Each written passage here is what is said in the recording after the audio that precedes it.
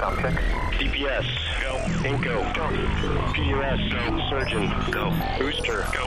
Copy that. We have a go from you guys. This is Talking Sound. Well, hello everybody, and welcome to the Talking Sound podcast. I am Chris Jordan, your host, coming to you live from Austin, Texas. The Talking Sound podcast is now officially brought to you by podcastcadet.com. If you're a fan of podcasting like I am, love podcasts, want to make a podcast for yourself, business, friends, family, school, church, whatever, stop on by podcastcadet.com today. That is all that we do over there. One-on-one consultation is what we provide.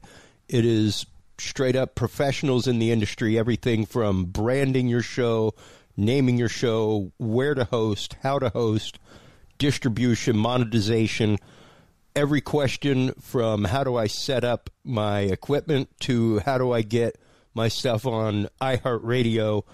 We have answers for you. Stop on by today. Talking Sound 20 is the code that you want to use. Podcastcadet.com is the website. Our guest today, the amazing Chris Sudall, coming to us from the UK. How are you doing today, Chris? Hey, I'm good, Chris. Two Chris's online. That's right. I have been working with you for many years now. You're an audio engineer by trade, but really jack of all trades when it comes down to production, live production. Yeah, jack of all trades, master of none. Yeah, and it's been really interesting to work with you over the last few years and kind of get to know you off of site a little bit, and get into some of the and really get into some of the interesting history that you have in the industry. What was it that first brought you to the world of audio engineering, Chris?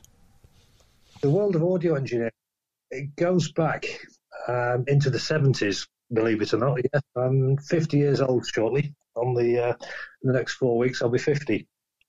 So when I was a young boy, I had a real passion for electronics, even down to I think I got my first soldering set when I was about 4 years old. And I used to love playing with electronics and building things. So I come from an engineering background where my father was the chief inspector for Rolls-Royce. My grandfather was the apprentice instructor for Rolls-Royce. So the whole mechanical logic was inbred into me. Anyway, a friend of my father, when I was 7 years old, gave me a set of speakers. And being intrigued with what they did, I had to take them apart, as you do when you're that age. And so I rebuilt them and then started putting other things together. And then when I was 9 years old, I built everything to do the school disco. So I didn't use vinyl, I used cassette machines, and I'd worked out how I could mix the two. And I built the first mixer using a crossfade from components that one of my other uncles gave, because he was a sales rep for an electronics company over in England. And one thing led to another. So we're doing the school disco, and then when I got to about 14 years old, I'd hit the height of about 6 feet. So I was going out drinking, as you do, at 14 years old. Don't tell my mother. Don't tell. Our secret, Chris. Absolutely. And I was watching rock bands, as you do at 14. I had a real keen interest in music. So when you're watching bands, and then I remember watching a band, and his guitar amp, I think it was an old model, possibly a Vox AC30, it went down. So I said, hey, I can probably repair that for you. Anyway, I took it away and worked out that one of the valves had gone. Real simple fix for me. And then I became sort of known locally as the man that could fix instruments.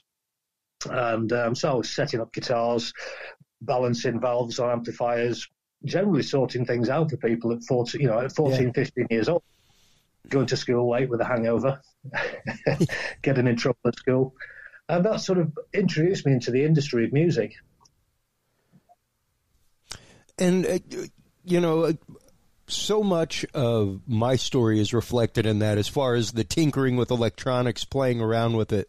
Even my 3-year-old is fascinated with it. I've had a rack of decommissioned gear that has been his since he was able to walk. Like, if you're going to touch knobs, feel free to touch them on this cabinet over here. And he's very clear about which ones he's able to touch, which ones he isn't. And to encourage that in a child, like you were saying, to have a dad who worked for Rolls-Royce, grandfather who did the same thing, worked in engineering, it was of course something that when they saw your inclination, as you said, even at 4 years old, they purchased you a soldering iron, and you started learning tools of the trade at that point. That's right. And I used to go around old second-hand stores and just looking for old broken equipment. And I'd buy things that were in the scrap bin, just old record players that didn't work. And sometimes they were irreparable, but I'd remove the components, transformers, and then I'd find things that, I could repair. And that's how I made my money. I was selling things at school, saying, hey, I've got this for sale. Yeah. And started to make some money out of it as well, and you start to learn more about electronics. So it's pretty much sport, really. Yeah, I mean, I got in trouble all the time with my mom for taking things apart and not being able to put them back together right.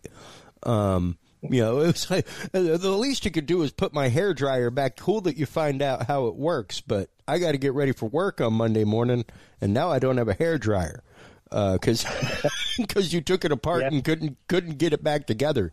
I know. I remember in small sports when I was younger, because with the electronics things I could make, and I remember at school, one of the handles on the doors were metal then, and I'd made a very high voltage, low current through the door handle. So when the teacher opened the door, he got one hell of a shock. Yeah, I mean, I got into trouble for that, but these are the things I was doing. I was creating things, and I think in 1984, I'd sort of first internet as well, of transferring data from what I think it was a ZX81, Sinclair ZX81, I think I had at the time. And a friend of mine had one, and we were using radio frequencies to transmit data across. So it was, hey, can you send me a program? And I think that was sort of the first internet, really. I should have marketed that. Yeah, it's gone somewhere. And that is a frequent thing done by high-end ham users and stuff, is to literally bounce data off the moon and satellites and trade images and programs, things like that. It was very much the rudiments of the internet as we know it today. And to know that you were playing around with that when you were a teenager. Go ahead. Even if you remember, all your data was stored onto cassette tapes. Yeah, and it was all. So it was very easy to transmit across radio waves, providing that you had a constant signal. Yeah. With making amplifiers and things that we did, we got I'd say probably about 90%. It was 90% continuity. Wow. If it didn't work, then you try it again, and it was fun. Then you get people on the radio bands hearing all this so-called digital noise, wondering what it was. Now, at what point did your tinkering take the professional turn? Like you said, you kind of became one of the go-to people in the local scene for fixing instruments, amplifiers, that kind of stuff. Yeah. But at what point did you realize that this was really something that you could be doing? It was at 16, and I was working as a roadie for quite a successful local band, which had got a small record deal, and they'd been given an advance. And the songwriter and of the group, he was an exceptional songwriter, a very good producer. Unfortunately, he died now. And so with the advance from the record company, he invested it into a recording studio. Now the recording studio had to be built, so I said, "Hey, look, I can do this for you." So I made up all the looms, made up all the patch bays, literally made every cable and soldered every XLR. And I was 16. I'd be up till 4 o'clock in the morning. So that progressed to understanding then that I've got this mixing desk to play with, which in the day was a Bell Modular. And we had a 16-track 2-inch tape machine. So as I'd installed everything, it progressed and I'd start to learn of production. So while we were recording, I was the number 2 in the studio, and it progressed into I realised then I had a set of ears and I could mix bands in the studio. And if I could mix a band in the studio, then to take that live was the next progression. Yeah. Obviously, when you do it live, you can't press stop and rewind and then go back again. So you're in the hot seat. So I started in London, doing some shows in London at, I think it was an old club called Dingwalls in Camden Town. And then it progressed then. I was mixing more bands, and then my first big tour was the Hollies. Now, wow. Which at the time, which was Graham Nash wasn't in the Hollies anymore. He left in, I think, 71. But it was pretty much still the original lineup. So that was the start of my career, really, into the professional industry. Then with working with everybody that I've worked with, being system tech for Dave Matthews Band when he toured the UK twice, which was a real big achievement, in my career. Yeah. And many other bands in the 70s, some of the British bands like Slade, Deep Purple. I think it's when I pull my tour passes out that I realise all the people I have actually worked with. Yeah, because it does really kind of, over the years, just kind of run together. I didn't do as much tour work. Most of mine was in-house, but even to go through and look at the reams of shirts and things like that I have from bands that went on to make it, that I mixed, it's one of those like, wow, when you've spent that long doing something, it really does begin to span moments of your life. Like you said, to work with people like Deep Purple, Dave Matthews Band. And I think with the diversity within the industry, and I think, for your listeners that are sort of getting into this industry, I would sort of look at different ways of engineering. Now, I was very, very, I was a studio engineer. I was a rock and roll engineer. I was a engineer. More also, I worked a lot in theatre, and I worked a lot in the corporate industry. So, audio engineer to go to rock and roll, theatre, or corporate, we're all equal. Now, the industry today, you get a rock and roll engineer, and you try and put him in theatre or her in theatre. Yeah. Then it's a totally different game, if you will. Same with corporate. Mm-hmm. That world. So I was lucky that I'd worked in all those industries or different disciplines, if you will, through my whole engineering career, which then progressed me to the level as to where I am now within production. Yeah, I can definitely say that my experience of working in theater to begin with and moving off into rock and roll, doing broadcast video, all those things have kind of culminated into where my path is now, which is full circle back to the utterly live. We're doing it once. We get one chance to get it right, guys. Noise is off. Let's get it done. And it really is different, because when you work live rock and roll, especially shows that are moving from location to location, things are going to happen. There's going to be issues that are beyond your control, even though it's your system. And you just kind of roll with those punches and you make it happen. And typically the tech we're the only ones that are aware 90% of the time that is the case, unless it's like half the sound system that goes off. Well, that has happened to me in previous years. I mean, I think when you look at as being an audio engineer, I always say the best place to start for anybody that wants to get in the industry is start to mix a rock and roll band in a bar. Yeah. That you're against difficult acoustics every evening and different acoustics, and also the level of the back line can be loud, and you have to use extra skills to create this audio, to create this mix. Yeah. So we go back to the 80s where audio systems were all points and source. There was no line array. We didn't have plugins. Yep. You were lucky if you had compressors and noise gates, and you may just have one reverb. Well, it was really to the point where it was true PA. It was public address systems, and it was sound reinforcement. It was not let's have a line array in a venue. It was we've got some speakers so that people can hear what we're saying over all these instruments. And as an engineer, I'd work with a drummer and say, "Hey, come on, let's tune this kit so it may sound great in your garage, but in a live environment, I'd work with the musicians to get the best sound." Yeah. So if you've got all the source sounding great, all you need to do then is amplify it. Where I look at the industry now, a lot of this, I've come across this so many times as being a systems engineer, and I was very fortunate to work with a company in the United Kingdom called Adlib Audio. It's one of the biggest companies in the UK for audio rental.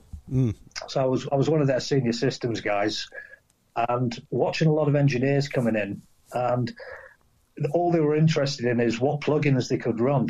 And I'd listen to things, and it was so compressed. Yeah, everything very digital, and there was no light and shade to the mixes. And I sort of started to fall out with the industry then, because I was listening to things. I was putting so much time into designing the systems for the arenas and the stadiums, and then listening to what's coming out and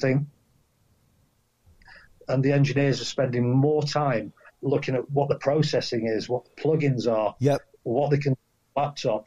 And to me, I started to lose my passion for being an engineer. Now, so I've probably got one last tour in me, and I don't know who that's going to be, but I think if many people ask me who would I ever tour with if I had the chance, and there's a million people out there. Yeah, they're fantastic. If I could do one more tour that I'd really want to do, and as a British engineer, you'd expect me to come out with something like Paul McCartney, or no, it would be the Dixie Chicks. Wow. That would be the tour of my dream tour. My last final tour. There is some incredible precision of engineering that goes on with that style of music and that level of production with music. Absolutely. Yeah. When I listen to the production, when I listen to their albums, and I, take the production away and look at the source and the conditions there, the quality of the writing, the light and shade.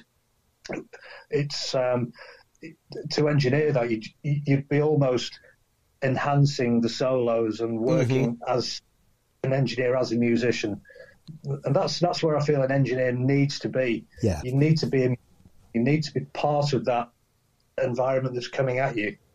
Well, and it's interesting that you bring that up, because so frequently we have forgotten the fact that, yes, back in the days of the original Abbey Road studios, things like that, the engineers were literally that.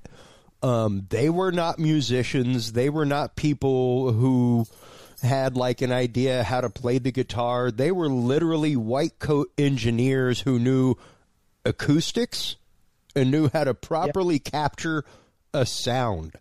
And that was it. They knew how to move those knobs in there and warm up the tubes just right to make that microphone pick things up right in that room.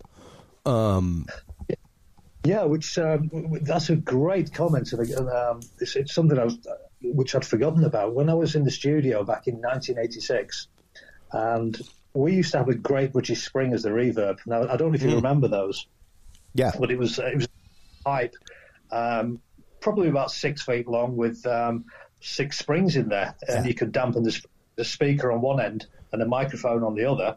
Yeah. So the springs reverberate, and you would control the reverberation by pressure on the spring. The microphone would pick that up, like it is on a Fender Twin Reverb. Exactly. Pretty much the same. Yeah.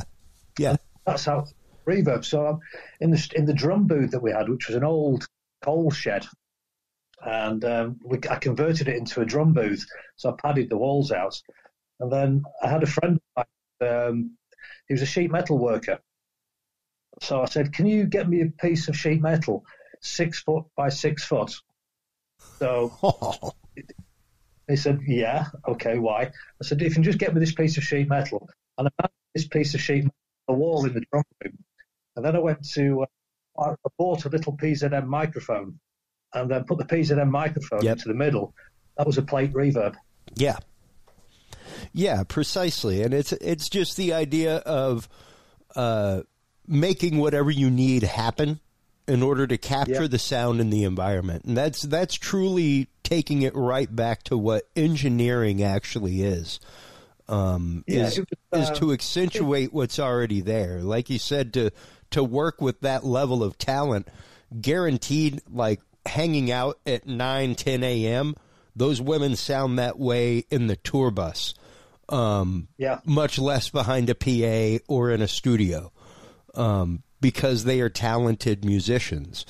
And it's a different thing whenever you start working with that.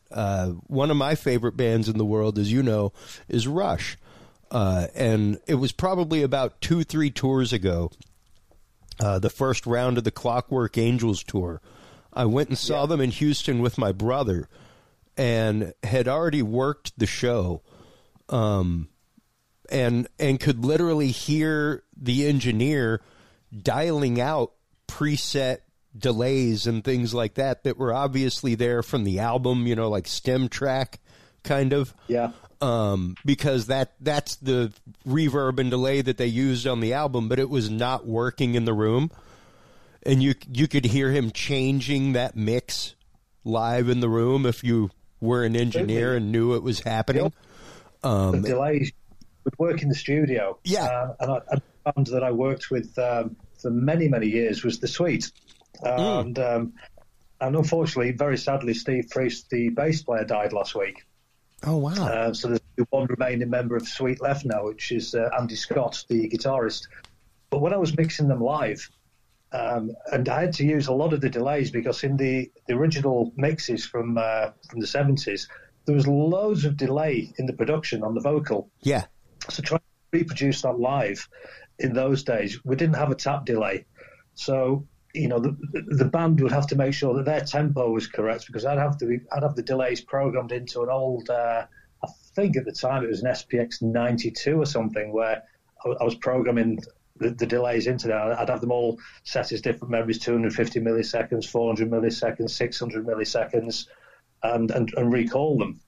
And if the tempo was incorrect with the band, my delay time would be wrong. Yeah.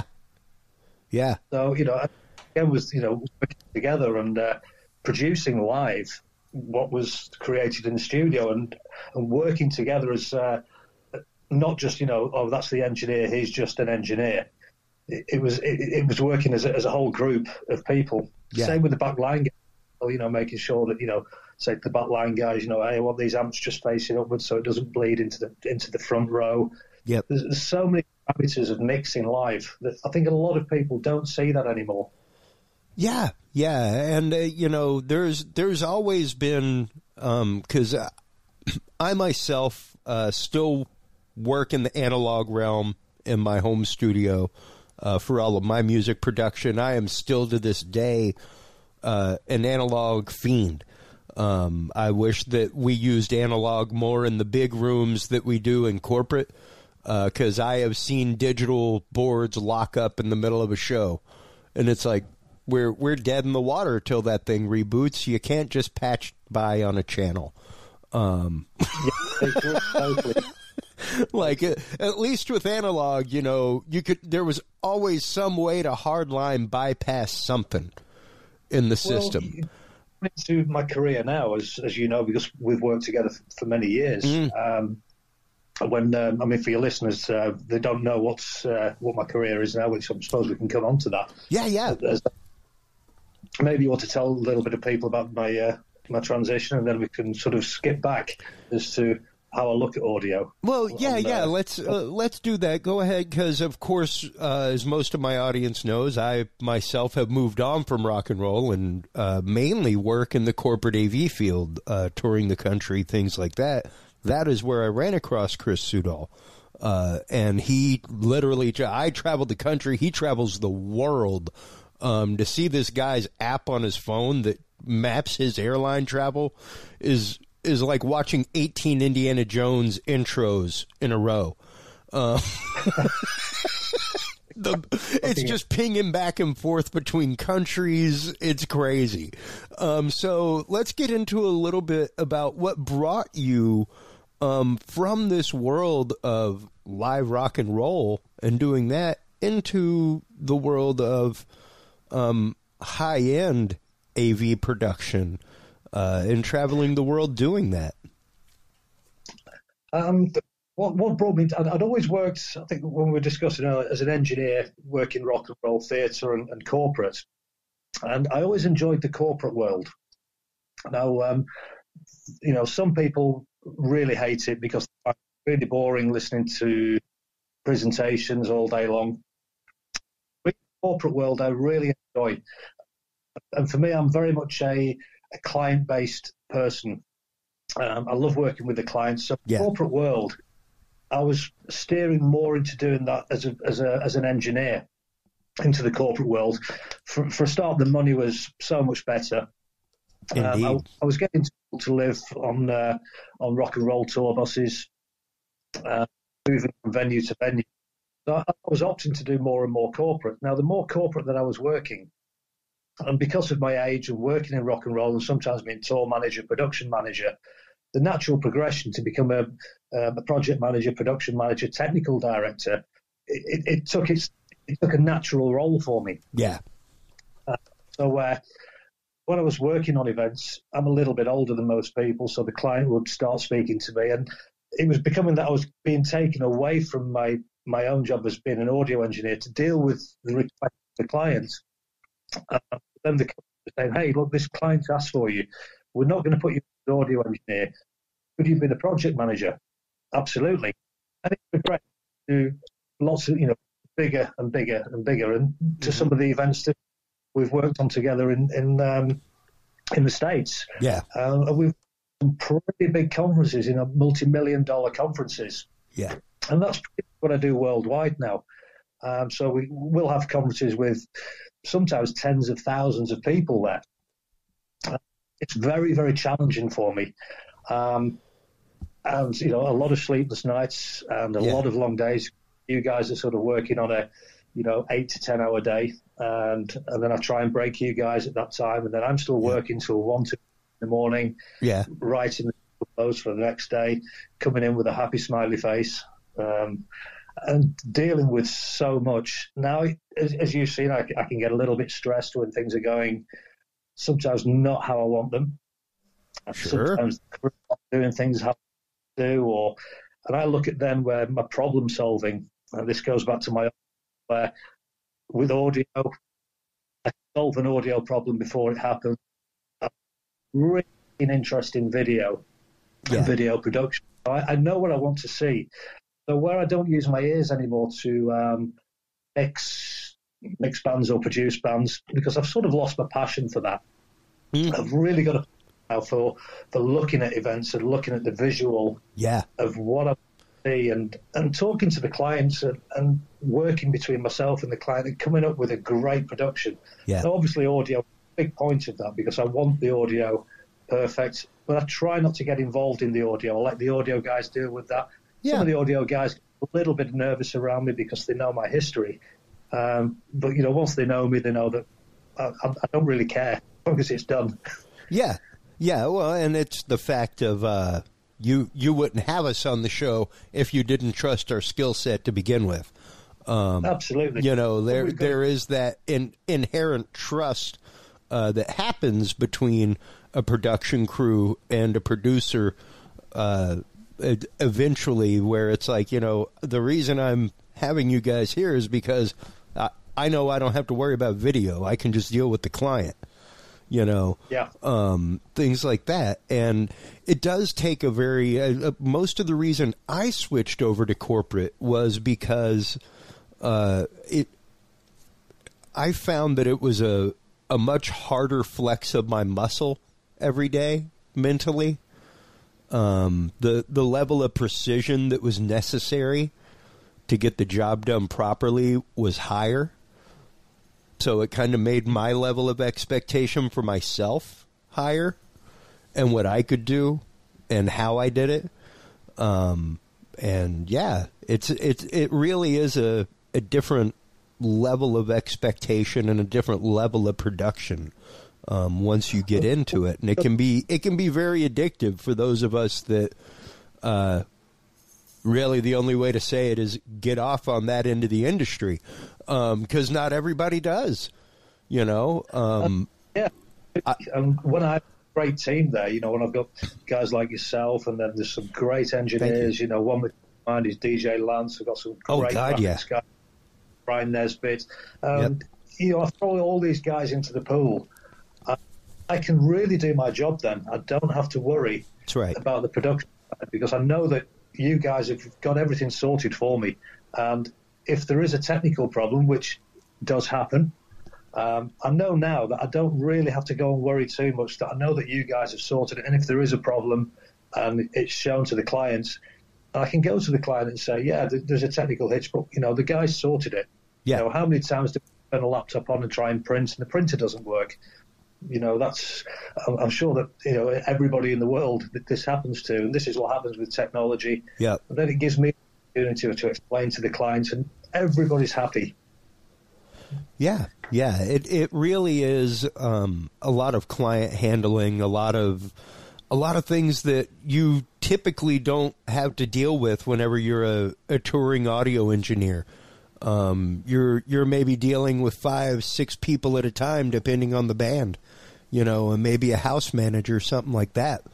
But once you start dealing with the production end of things and being a tour manager and start working into that end of it, it really does change your perspective, and it changes the way that you look at things. Like I said, it made it to where, instead of going to work and just getting through work, I viewed every day as a challenge, and it really does up your game a lot. And with that in mind, how has that changed your perspective on engineering, Chris? I don't know, really. I think my whole perspective on, especially in my life, has changed substantially because I'm doing what I do now. And when I look at the touring, I don't miss it. It's very difficult. I'm so comfortable in what I'm doing now as being a technical director. I don't really spend much time looking at what other people are doing within the rock and roll world, and certainly at this moment at now, where the things are now with the worldwide pandemic, I see major changes in the whole industry, from the music industry, the corporate industry, the video industry, and general work. I think we still really don't know what's going to happen, but I certainly know within our industry there's going to be some huge changes. There's going to be some massive changes. Yeah, and I think a lot of these changes are not going to be for the good, for the people that go out there and, and earn a buck, like we do. So I think we need to rediversify. We need to start looking at our skill sets and using transferable skills. There's so many engineers, technicians out of work at the moment, myself included. So same. I'm looking at different things now, and I think with what I've worked with in the United States, which is a fantastic place. You know my passion for for being in the United States. I love the country. It's I would happily live there, and I will not have anybody say a bad word about the country. You love it more than many Americans I know. Most Americans I know. Most I know would be willing to expatriate tomorrow given the chance. You are like, where's my ticket? I know. Most people want to come to England, and England's a place. But going back to the industry, such a great pool of talent out there, and I think people now need to sort of utilise this time and think, okay, we're doing nothing now. So you may have a really good audio guy that's sort of wondering what to do, and you've probably got a really good video guy that's wondering what to do, and a really good musician that's wondering what to do. And I think it's at this time now where people start to put all these resources together and try to create something. So it's almost like saying, okay, nobody's doing any business now, the hospitality, car dealers, etc. So if I go and buy a bottle of bourbon and I think, okay, I need something to drink it out of, I'll go and buy a glass. So I buy a bottle of bourbon, I go and buy a glass, and then I tell a friend, hey, I'm having a drink. Oh, can I come round? Yeah, you need to go and buy a glass. And that snowballs then. So the glass person who's selling glasses, suddenly he's selling lots of glasses.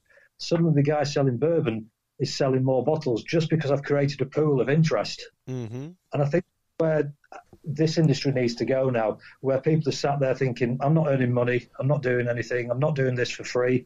And I think people now need to start looking at recreating something and utilize another person's skill, utilizing a video guy and saying, hey, look, I'll do the audio for this. Start creating. Well, I think more in the virtual world now. And, that is quite literally one of the through lines of this show. If you go back to episode 1, season 1 to now, Chris, is trying to explain to people that they need to learn as many aspects of their industry as possible and as many ways to flex that industry muscle in their everyday life and world around them as possible.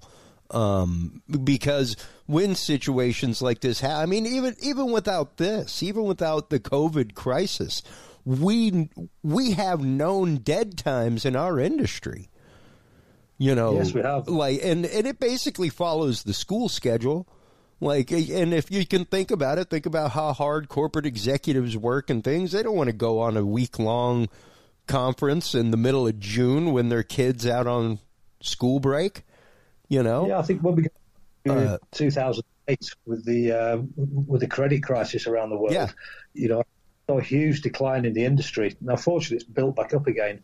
But I think now with this, especially with large corporations, a lot of the corporations aren't going to survive this, and a lot of the organizations are not going to survive this. So I think we're probably going to lose maybe 30-40% of the clients at the moment of these organizations. I don't want to name any, obviously.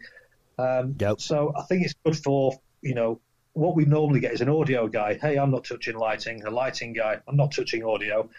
Fortunately for me, as you know, I can go into, yes, audio is my main background, but I can very easily jump on lighting. I can very easily jump on video. Absolutely. Jump on LED. I've got that skill set to do pretty much everything. And that's just it. It's making yourself as available as possible on any job site to learn anything possible. I always find it funny because, as you know, as opposed to going into what we call GS or the big room, most of the time I'm in charge of the 20 or 30 ancillary rooms and setting up. And whenever I have people that come into my world and they want to be in the big world and GS, and I don't know, I'm a lighting guy. And I'm like, do you know how to plug a cable in? Well, yeah, good. If it doesn't fit, don't make it. Today you're going to learn how to set up projectors. Just consider it cross-training. Now, now you can make money setting up projectors and lights. How about that? The mentality to me doesn't translate because I want to know as much as possible. And to me, it's a passion. I want to know as much about what's going on in my little world as I can.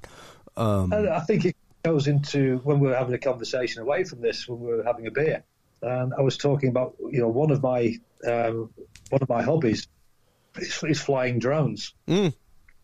we had this conversation. Yeah. And so with it just being a recreational hobby, I went on to get my commercial pilot's license for flying drones.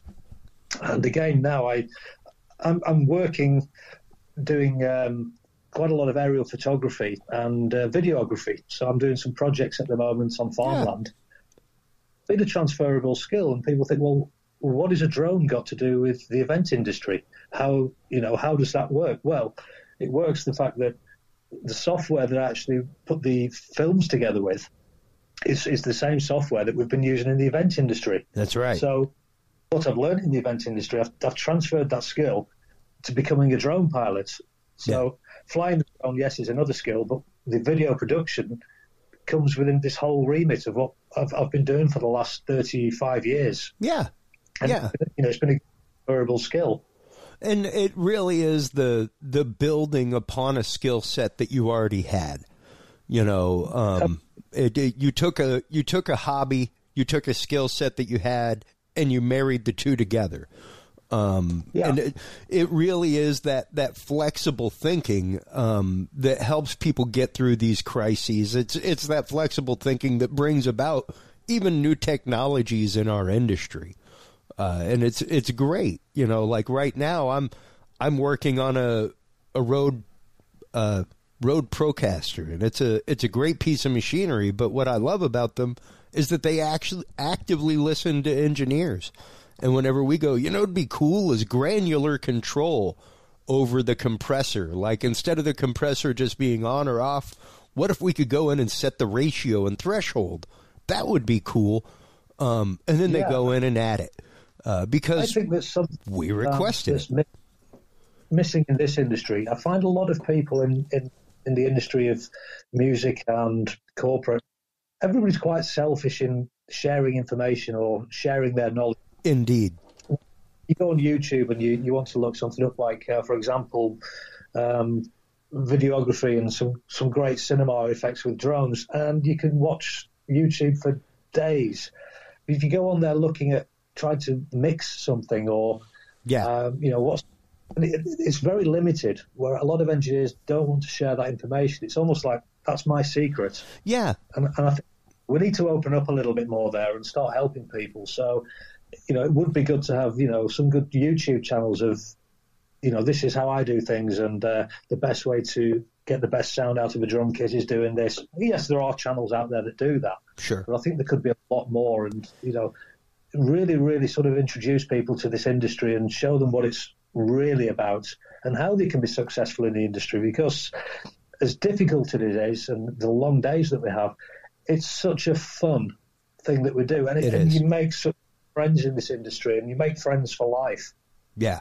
Yeah, no, most definitely. It is it's a great facet of the live events industry. It really is. It's something that whenever I moved to Austin, everybody that I'd worked with that were clients, club owners and bands, everything. Oh man, what's the music scene like? It's like, I don't know. I do like 95% corporate AV now. I don't touch rock and roll, and I moved into the one of the throbbing hearts of it.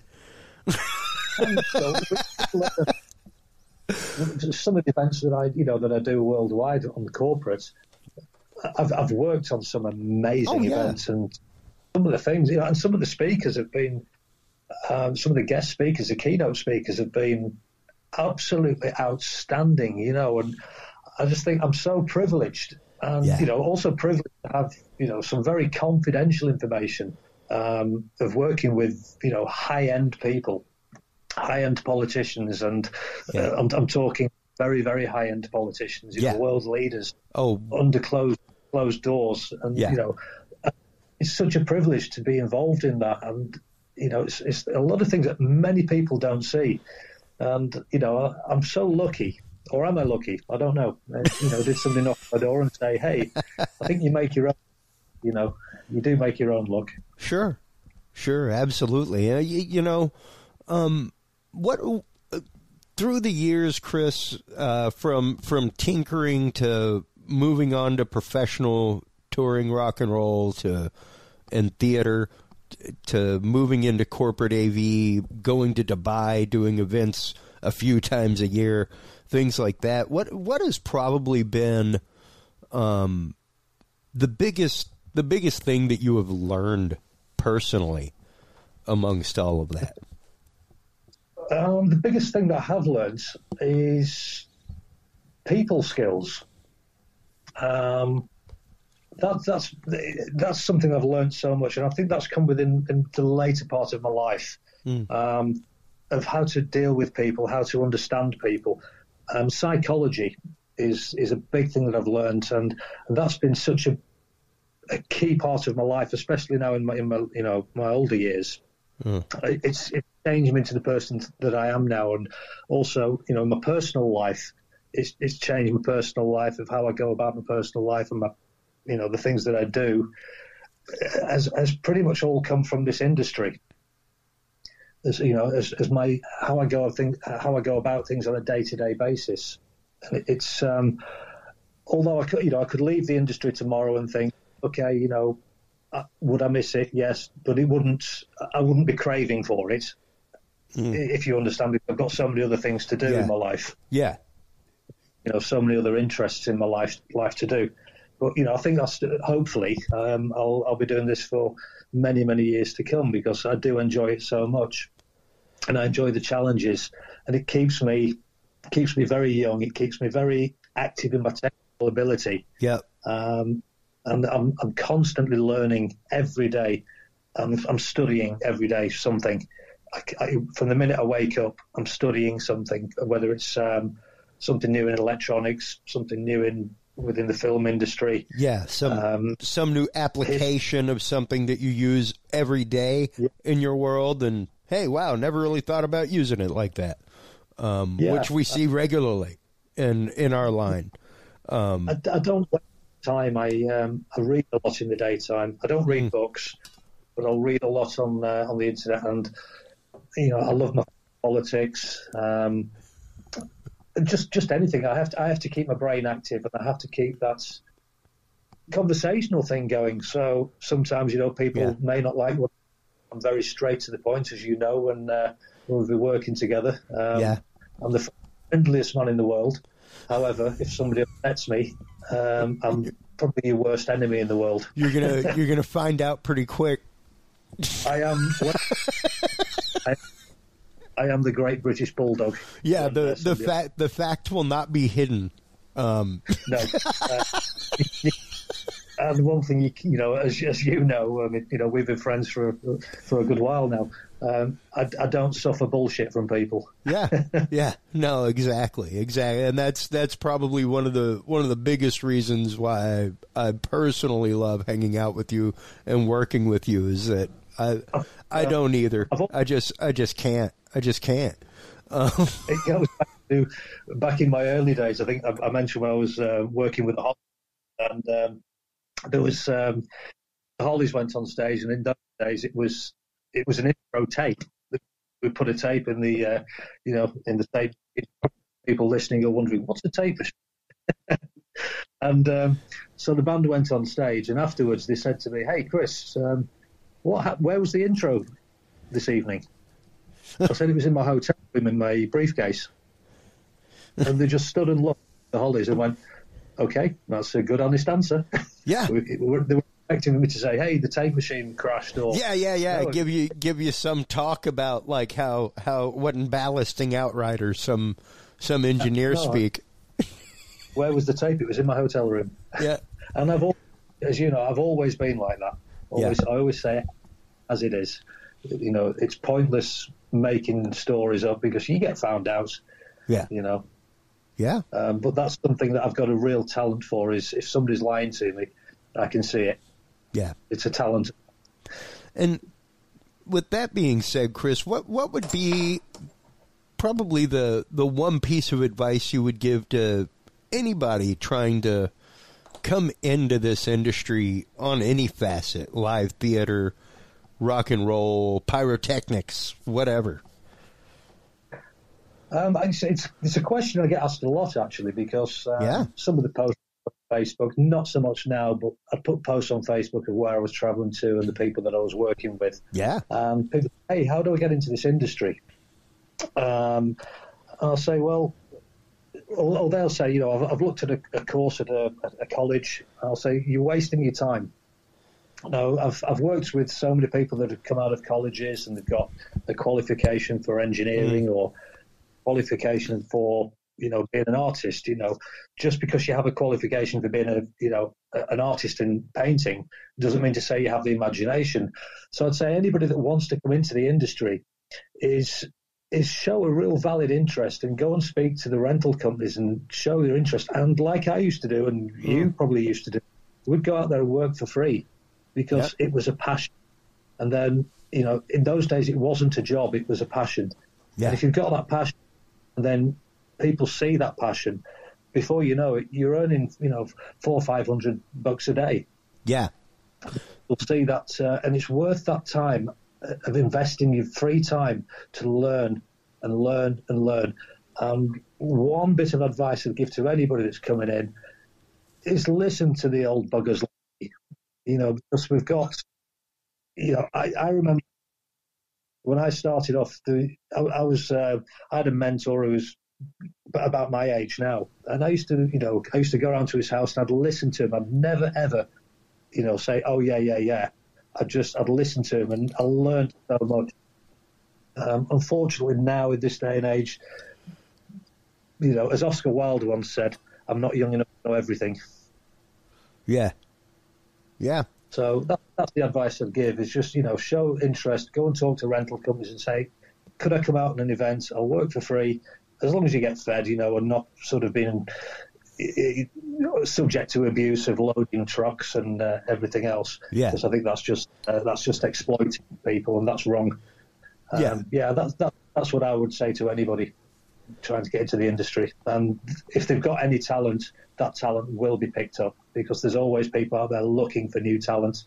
And I think for me especially, I'm constantly looking for, you know, new people. I've taken people on the road with me for that exact reason. I've said, hey, you know, you're great at this job. I'm going to put you as a back line tech, you know. And it's okay. So, you know, it's $100 a day, and they're like, really? Yeah. You know, I said, yeah, we're on the road for 20 days now, so that's going to be $2,000. And they're like, I've never earned that in 6 months.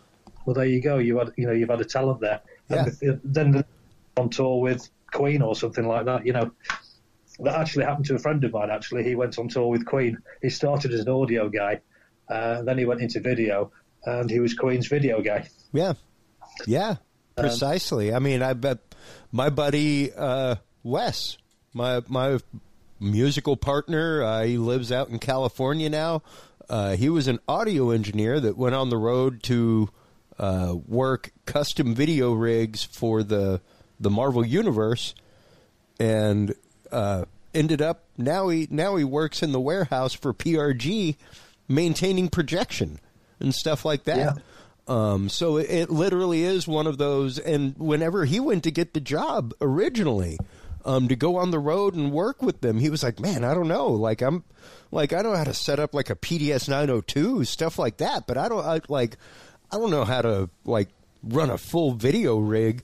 And I was like, it's a custom rig. They are going to teach you how this thing is set up and how it's run. It's being built for this purpose. So don't be afraid. Go for it.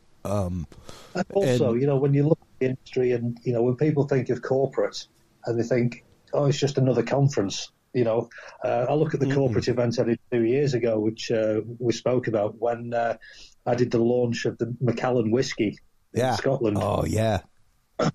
That was probably one of the biggest events that I've worked on in my life. And it was a real challenge to do what we did, to do the distillery launch. And it was a lot of money, very high profile guests, a serious amount of projection mapping. And it was another world. And still to this day, it's over 2 years ago now, and we still talk about that, of what an exciting event it was. And that was in Scotland. And it was a crazy time. That was me and Paddy, who you know, another from England. And we had such fun, and that led on to other things as well, you know. So Sure. everything just leads on to something else. And I don't think when people say, "Hey, you know, what's your resume?" and I have this leather wallet with all my tour passes from 1986. Yeah. Still keep them, regardless of what I work on, even if it's just a shitty little conference. I'll keep the accreditation, and when I open them up and look at them periodically, and then it's when I remember who I worked with. So I don't keep a resume as such, but that is my resume. Yeah. And it used to be T-shirts, funnily enough. But then when I lived in Spain, I left my bag. I had a huge big hold all full of all my tour T-shirts. Oh, man. Probably fortunes now. Yeah. Oh no, I'm getting ready to have all mine because I had to retire them. Like I don't want to lose them. So here's the thought for all you folks out there that spent years working with bands and you just got T-shirts out the wazoo that don't fit you, but you don't want to get rid of because of the sentimentality. Find yourself somebody local that sews and have those cool rock and roll T-shirts turned into a quilt. It's the coolest idea in the world. It's literally your career on a quilt. It's so awesome. I always said, hey, I'd like to open, maybe in about 10 years' time, I want to open a steakhouse. And, you know, as again, as I said earlier, you know, my love for the United States and the food in the United States. And that's something we really miss in England, you know, and every time I come back to England, I come back here kicking and screaming, and then I go to a restaurant or a bar, and it's just the service just doesn't exist here like it does in the US. So I always said I'd like to open a steak here that has that proper service, the food like it is in the States, then have some of my memorabilia around the walls. Right. So it's sort of a rock of ages. That'd be awesome. It's sort of living the dream, that, you know, whether I actually follow it through, I don't know, but it's something that I would like to do one day. Absolutely. And maybe have a corner of somebody playing piano and saxophone or something, but you know, that's for a later time. Well, and you know, Chris, thank you so much. I'm so glad that we connected and had a chance to finally make this episode happen, because to hear someone like you who has been through the ropes of the game from the beginning to now, and to have moved on in your career the way that you have, to be able to give the advice that you've given unabridgedly and unabashedly to our audience is so fantastic. As I say, I started at the bottom, and I like it there. Yeah. And you know, it really is. It's one of those industries that you either love it or hate it. It's not for everybody, but for those it's for, it is utter passion. Every day, even if I wasn't out on the road, and you can ask my wife, folks. I have not been on the road for a few months now. My studio has been rewired. I'm literally in the middle of building another patch bay right now, because I can't not wire things. I can't, it's just instinctive. It's like a bird building a nest. If you keep throwing twigs out, it's going to keep building. Exactly. I can't not do it. So I've been playing drones all day, just going through my firmwares, my drones, you know, keeping what I do. But, you know, if any of the listeners out there, you know, want any advice, or they want to drop a line through and, you know, want to ask me any questions, you know, they can feel free. You know, I'm sure there's a channel they can come through to Conduit just to open up. If anybody wants any help, or, you know, just an informal chat, I'm out there to help anybody, you know, and some of my secrets I can give away. Some of my secrets I can't, because that's the Masonic world, but... That's another podcast and another episode in and of itself. So, Chris, thank you once again so much for taking the time out of your schedule to come on to chat. Tell everybody where they can go to get a hold of you if they want drone work done, stuff like that. Yeah, I'll get a link over to you to drop in, but I have a Facebook page called Aerial Pics. All right. There you go. Hop onto Facebook, follow his page, check him out. Chris, once again, thank you so much. Please do hold the line while we close things out. While you're online following Chris, checking things out on his Aerial Picks Facebook page, stop on by Talking Sound Podcast. That is where you can get all of the episodes. That's where you can find the freelance directory, where you can find companies that hire freelance AV technicians. That is where you can find industry news, all kinds of great stuff. Make sure to stop on by HC Universal Network. That is our parent network, where you can check out all of the episodes and so much more from other great shows. Until next time, everybody, take care of yourselves, take care of your hearing, and keep reaching for 11. We'll talk to you soon. Bye-bye.